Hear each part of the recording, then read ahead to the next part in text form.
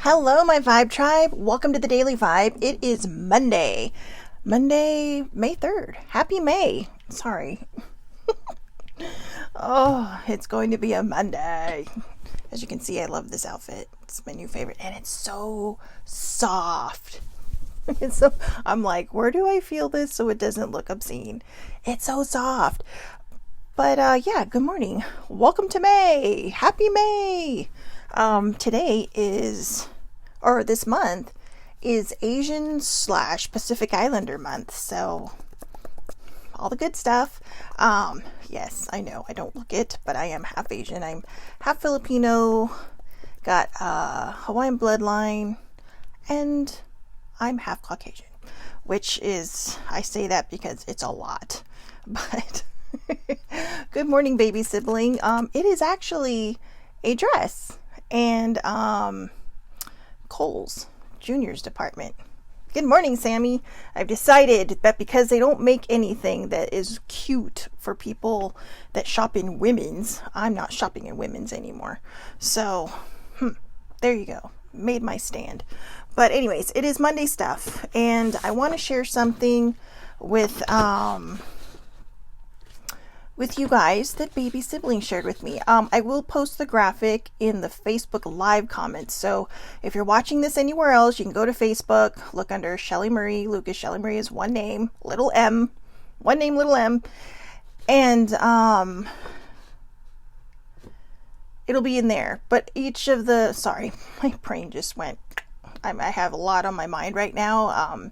I was texting with my aunt this morning, so I'm thinking about a lot of things while I'm doing this. My wheels are spinning while I'm doing this. But the Facebook thing is live, or the live is public, so you can go there under my name and just find it in the graphics there. I usually don't post it anywhere else because then it just kind of gets lost in the shuffle, but here you can find it in the comments. But it's called 3 Elements of Self-Compassion by Kristen Neff, PhD, from self-compassion.org. So, see, baby sibling does that too, shops in the junior section, but you know, to me she is a junior, so good morning, Terrence Tucker. Terrence Tucker's on. So, anyways, let's go. 3 Elements of Self-Compassion from Kristen Neff, PhD. Self-kindness, number 1. There are 3. Okay, there are 3. Number 1, self-kindness. This entails being warm and understanding towards ourselves when we suffer, fail, or feel inadequate, rather than ignoring our pain or flagellating ourselves with self-criticism. So, self-compassion, oh, here we go with my nose. Self-compassion is probably one of the ones I forget to share the most. And because we always talk about self-love, self-worth, self-respect, self-care. But we do forget about self-compassion.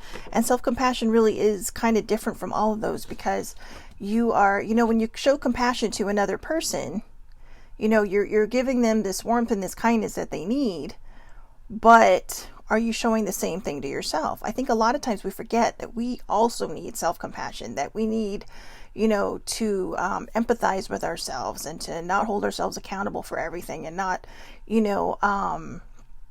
just rake ourselves over the coals. So again, self-kindness. This entails being warm and understanding towards ourselves when we suffer, fail, or feel inadequate, rather than ignoring our pain or flagellating ourselves with self-criticism. Don't criticize yourself.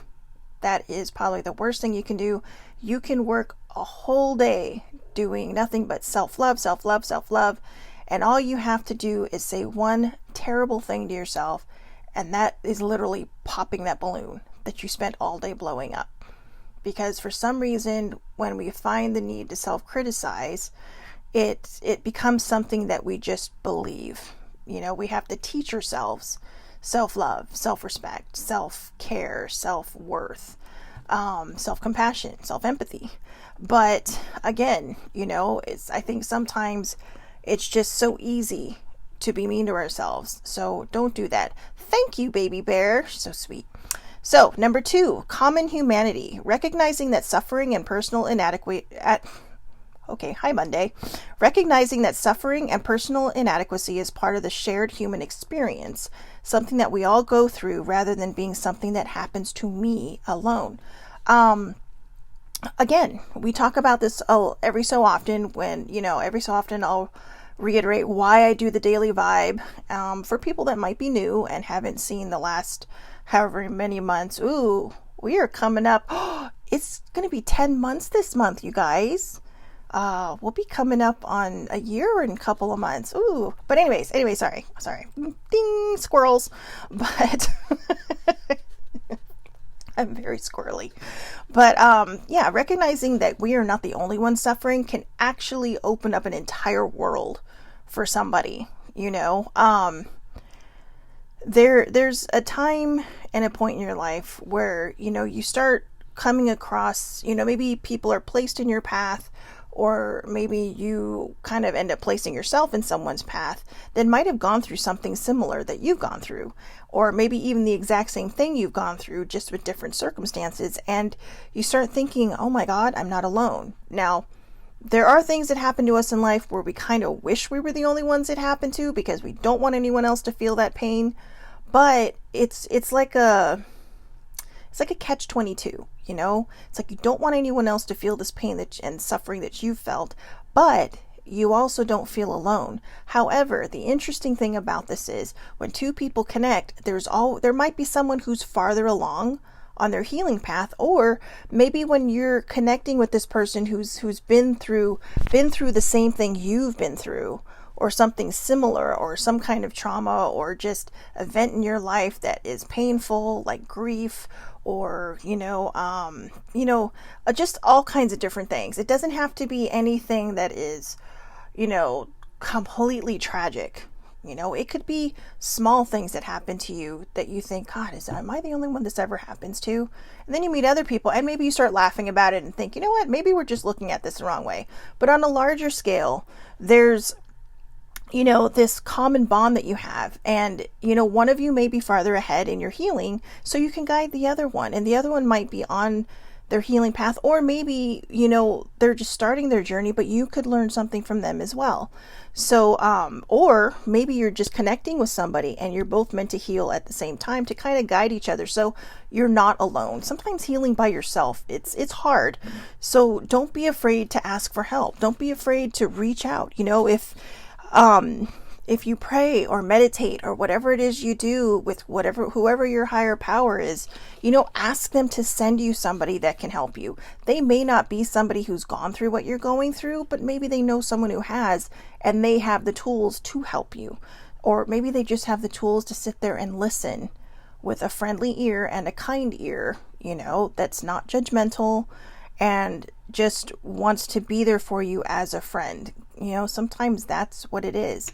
It's not always about going through something with someone that's been there with you, but obviously not at the same time, but in their own life. But sometimes it's just that person that sits there and goes, they're there, you're going to be fine. But, I would save that for later if they're just on their healing path. Their whole goal is to be fine. So they know they're going to be fine at some point. It's okay to remind them a little bit later, but at the very beginning of the journey, just let them know that you are there and you are their shoulder they can lean on. But also, do not let people get too dependent on you. And I say that because there will be a time when sometimes they don't know how else to handle things, so they will lean on you fierce and hard because you were their crutch or you were their safety net. You have to give people the tools to help themselves move forward by being a they're there or listening. Yes, they're there is the best. That's baby siblings in my thing. They're there. Although I'm just going to tell her this live. Okay. There's one with Wolverine and another one of the X-Men going, they're there. And it just disappeared off the gifts. Disney, if that was you, put it back, because I love that one. That's my favorite one. But anyways, going back, the reason I say this is because one of the reasons I stopped therapy was because I was becoming too dependent on it. Now, I'm not saying that's for everybody. This is just me. This is my own experience. Some people might need it every day. Some people might need it every week. Okay. But what I'm trying to say is I was starting to bottle everything up for one day a week. And my one day a week was on Friday. So it's like, poof, I can let it all go and enjoy my weekend. But then I get to Monday and start, bottling it up again. instead of using the tools that were given to me to help me through these things, because it was causing and I had no idea I had anxiety, but it was causing me anxiety. And so, I thought, when my sessions were up, we decided that instead of asking my insurance if I could have more, that we would just see how I would do. And even my therapist agreed that I was ready to graduate. So, and I did. And I struggled a little bit right out of the gate. And, but you know what? Somehow I found my footing. I got where I needed to go, and I was okay. Now, like I said, that path isn't for everybody. But what I'm saying is, when you're helping someone, don't let them become too dependent on you that they can't handle it themselves. That's not healing. That's just kind of putting your pain somewhere else and letting somebody else handle it for you while you go about your life, and then come back and you're like, oh, I can't do this anymore. So it's a very fine line. Okay, it's a very, very fine line. And I don't want to stop anybody from helping someone, and I don't want to stop anyone from asking for help. Just be careful that you don't become too dependent on somebody that you don't heal. Okay, because the whole point of going through something and not being alone is to allow this person or these people, whoever, your tribe, to help you heal. Okay, not to help you hold your pain in different barrels and containers on your boat. Okay, the whole point is to pull up that anchor and sail that ship. All right, and you have to be the one that mans the helm. You are the one that is going through this. You are the one that has to steer this boat. Okay, you can have all the crew you want. You can have all the help you want, but you're kind of you're it. You were the co-pilot, the pilot, and the navigator. All right. And because it's your life, and people can guide you, people can suggest things, people can help you navigate, they can help you pilot, they can help you co-pilot, but ultimately you are the captain of your ship. So, you are in charge of your healing. So, I hope that made sense. I feel like I was kind of all over the place on there, because you don't want to say the wrong thing, because sometimes the wrong thing can send somebody in the wrong direction, and then they don't heal. And that's not what I want. I want people to heal. I have become dependent. I had become dependent on people for a while. And when I needed them and didn't get immediate responses, I'd fall apart. And that is, not something I'm proud of. But it is what it is, and it happened. And just this weekend I was apologizing because, people go through their own things. People are going through their own shit. And, mine is mine. Mine is mine. And I felt like, okay, well, are they mad at me? Did, I do something wrong? And, then you start filling yourself with self-doubt. You start, it falls under the self-kindness, right? Instead of telling myself, oh, they're busy, you're okay, don't worry, they're busy, I didn't take into account that other people have lives. And so, and then you sit there and you try to impress people, and you sit there and you try to just get their attention, and when they don't give you that, you're like, oh, that might be a little bit of only child syndrome, I admit, but I'm working on it. And usually it's not that bad, but I think sometimes when you're already in this kind of downward turn of negative thinking, it isn't hard to fall into patterns where you think other people are just not vibing with you, and that they don't want to be around you anymore, and they just hate you, and this and that and the other. And that's not true. Okay, that is not true. I will say this: the people I know, they will tell me if I've pissed them off. That I'm very grateful for that. They will tell me if they're like done with me. So, and they haven't. So I don't know why I was worried. But the point I'm trying to make is, try not to be, don't put all your eggs in one basket. Okay, you need to heal yourself. Excuse me. So allow people in to help you, to give you that pat on the back, to tell you they're there, to tell you, hey, it's going to be okay. When you're ready, you're going to heal. All right. But don't expect them to heal. That's what I've been trying to say. Don't expect them to heal you for you. Okay. took the long way around, didn't I? Anyways, number 3, mindfulness. Whew, that was a long one. A non-judgmental, receptive mind state in which one observes thoughts and feelings as they are, without trying to suppress them. We cannot ignore pain and feel compassion for it at the same time. Want me to read that again? Okay. Mindfulness. A non-judgmental, receptive mind state in which one observes thoughts and feelings as they are, without trying to suppress them.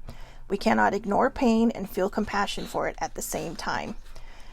You cannot throw your anchor in a storm. You have to sail through it. You can't throw your anchor, sit your boat in the middle of a storm and say, okay, I'm going to go down into the hull and wait for this to pass. Is it gone yet? No, the boat's about to capsize because, why? Because I threw my anchor and I'm sitting in the middle of the storm. I've done that too. This is why the daily vibe is so perfect for me, because I may not be that old, but shit, I've got a lot of experience in good and bad things. And that's why I'm here. I'm here to share them with you, so you know, that common humanity, you don't feel alone. You are not alone. There is always me out there floating in the sea doing something dumb. But but that's what makes me me. I am sacrificing myself for all of you. How kind of me. Okay, I lost someone on this live, but whatever, it was funny. Just, those of you who are watching know how dumb my humor is, and it's and it's hard for me to pull off being serious, jokey serious, because I always start giggling. I'm not the one that you want to do practical jokes on with people, because I literally will have to put a bag over my head so that people can't see my face. It's a very expressive face. But oh, that's funny, I just saw Baby Siblings post. Wolverine was Brian's favorite. Wolverine's pretty badass, but who doesn't like those titanium or whatever the hell they were, those little blades coming out of your fingers, right? I know, no, nobody should have those in real life, but excuse me. But mindfulness, yeah, you cannot throw your anchor in the middle of a storm. You have to feel that pain, because that's how you feel compassion, right? For instance, somebody's grieving. So, okay, we'll just be very specific. Someone's grieving the loss of a loved one, right? And you've been there, and you understand that compassion, or you understand that, so you have this compassion for them. You're all, I know how it feels. It feels terrible. I'm so sorry you're in pain. And they're there. But you might be ignoring your own pain. I ignored my pain for a long time after Mom and Sissy died, because I couldn't handle it. I thought I did. I tried to do it my dad's way, where you just push it down and forget about it, but that did not work for me. Pushing things down has never worked for me. It has always managed to come up into Mount Shelsuvius, and that's not pretty. That is not pretty. And not only that, but on another level of this, emotional eating can be a part of ignoring this pain, because you're feeding your pain instead of feeling your pain. So don't feed your pain, feel your pain. That is something I need literally tattooed on my eyelids so I see it, because like I said, I can be dumb, but you have to find a way. Oh, seriously? Who's being judgmental of themselves now? Self-criticism. See, I'm the poster child of what not to do. So yeah, mindfulness, a non-judgmental, receptive mind state.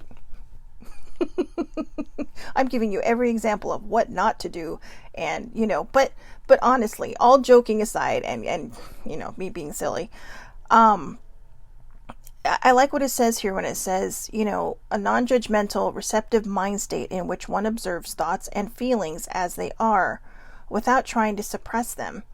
Why do we try to suppress pain? Because we don't want to feel it, because it hurts. When we have our heart broken, when we lose a job, when we lose a family member or a friend, or, a spouse, these are pains we don't want to feel. So we try to numb it. And we try to numb it with all different kinds of things, because I think for me, at one point, there was always a reason why I couldn't deal with my grief, right? I'm too busy. I don't have time. I thought I did it. But in the end, I think for me, there was, me personally, and everyone's different, there was a guilt about moving forward without these people in my life. I lost two very, very strong women in my life in the span of 10 months. My mom and then Sissy. And they were very strong women. And it was just, I had baby sibling, I have my dad, I have older sibling, but I was just like, how do I do this? How do I move forward? How do I have fun doing the same things that they like to do without them?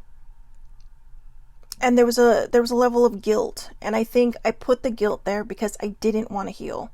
I just wanted to wallow in that pain. I wanted to sit in that pain and live in it forever, But that's a storm we all don't need to be in every day. That's a storm that just swirls and swirls and swirls, and it never gets any better. It's like being trapped in, the outer rims of a hurricane. The eye of a hurricane, from what I understand, is pretty calm, right? But everything around it is swirling and crazy.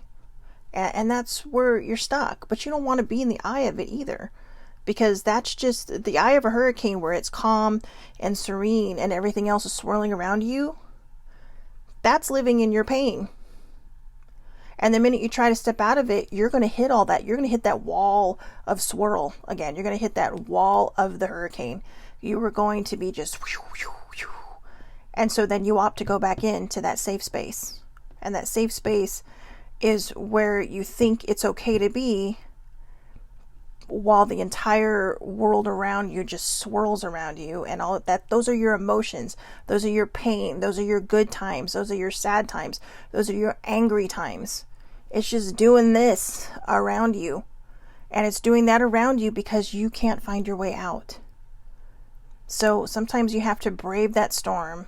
You have to, well, not sometimes. I'm just going to say this. You have to brave that storm and find your way out of the calm at the eye of, the eye of the hurricane. You have to find your way out. Now, if I got all that hurricane stuff wrong, I apologize. But I'm just saying, okay? So, and I don't know. I've never been in a hurricane, but I think you see what I'm saying here. Whether my meteorology stuff is right or not. I think you see what I'm saying. There's just this calm, and then all that crap swirling around you. And sometimes when you throw your anchor, this is what happens. You can't sail your ship through because now you've made yourself stuck. So you can unstuck yourself. You can get unstuck or unstick yourself by just doing your best to brave that storm. And what better way to do that than with people that you trust?